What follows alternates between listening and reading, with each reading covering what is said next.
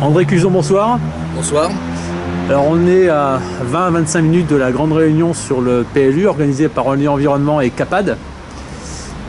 À 20 minutes de cette réunion, quel est votre état d'esprit? J'espère que ce sera une grande réunion, qu'il y aura beaucoup de monde. Le maire, paraît-il, est annoncé, le commissaire enquêteur, mais surtout beaucoup de citoyens. Et en ce qui concerne la pétition citoyenne que nous avons démarrée sur le thème aux armes citoyens, ce que je souhaite en effet, c'est que ce soit le début ou la poursuite d'une mobilisation qui est indispensable pour arrêter un mauvais projet. Un mauvais projet. Alors il faut savoir que la révision du PLU, nous l'avons réclamée dans un collectif PLU aulnaysien pendant des années, avec plein d'associations. Nous avons fait une manifestation avec 200 personnes devant la mairie, et à ce jour, il n'y a jamais eu de révision du PLU à Aulnay avec la population. Alors dans le cas particulier, il y a eu des réunions intéressantes sur ce qu'on appelle le PADD, le plan d'aménagement et de développement durable, mais comme d'habitude, il n'y a aucune réunion et aucune information de l'ensemble des citoyens sur le zonage, sur les règlements de zone. C'est invraisemblable. Alors sur le plan démocratique, sur le plan juridique, c'est peut-être possible. Le commissaire enquêteur me l'a dit hier, c'est peut-être légal. Mais bon, zéro information dans le dernier numéro d'Oxygène, un affichage plus que réduit. Là, on n'est vraiment pas dans le cadre, et c'est un scandale démocratique.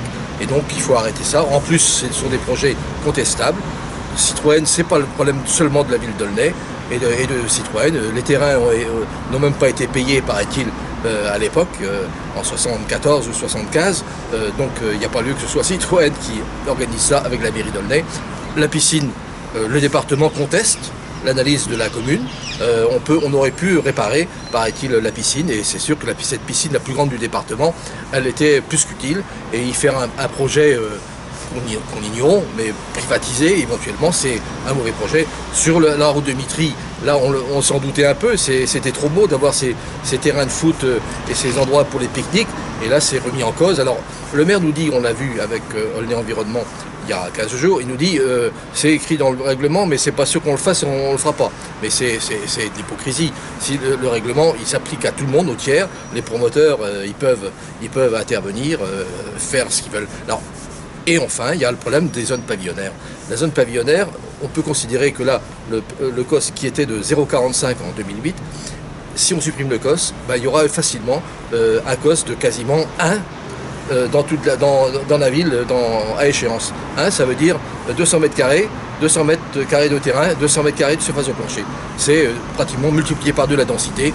Dans la zone UD, n'en parlons pas, on est passé de R+3 à R+4 et on n'a pas revu le zonage. On n'a pas revu le zonage, ce qui fait que à la limite, les pavillons autour, ils se retrouvent avec un R+4, avec des façades, des pignons de 17 mètres ou de 19 mètres de large. C'est invraisemblable, donc il faut se battre, et c'est parti pour, on est là pour ça. Alors, est-ce que vous pensez que la réunion de ce soir et votre pétition va faire fléchir la position de Bruno Béchiza? Est-ce que vous avez encore espoir? Ah non, mais moi je me bats à titre personnel depuis très longtemps, donc on a toujours l'espoir bien sûr, mais je ne peux pas en dire plus. Et de toute façon la question ne se pose pas, il faut d'abord se battre, et après on voit si on gagne, mais si on se bat pas, on est sûr de perdre, ça c'est certain. Donc est-ce que vous pensez que l'association des 2 plus grandes associations en CAPAD et Aulnay Environnement pourrait éventuellement faire modifier l'avis de Bruno Béchiza, notamment sur la densification du quartier de Mitry? Le vote du 24 juin, il est très engageant. Il n'y a pas de remise en cause fondamentale par rapport au vote du 24 juin. À la limite, c'est un autre PLU, une autre révision du PLU. Bon, alors, ce qui est nouveau, et ce qui, à notre avis, est une bonne solution, c'est qu'il faut savoir que hier soir, le conseil municipal a approuvé le périmètre de l'établissement public territorial T7, composé des villes d'Aulnay, Drancy, Duny, Le Blanc-Ménil, Le Bourget, Sevran, Tremblay, Villepinte. À notre avis, c'est ce qu'on réclamait depuis longtemps, la révision du PLU dans le cadre d'un SCOT, dans le cadre de l'intercommunalité. C'est la seule solution pour avoir, nous l'espérons, un jour, une révision du PLU, c'est-à-dire tout simplement décider de l'avenir d'Aulnay avec les citoyens, et non pas en se foutant de leur gueule, pour parler mal poliment. Ce sera le mot de la fin. Merci, M. Cuzon. Merci.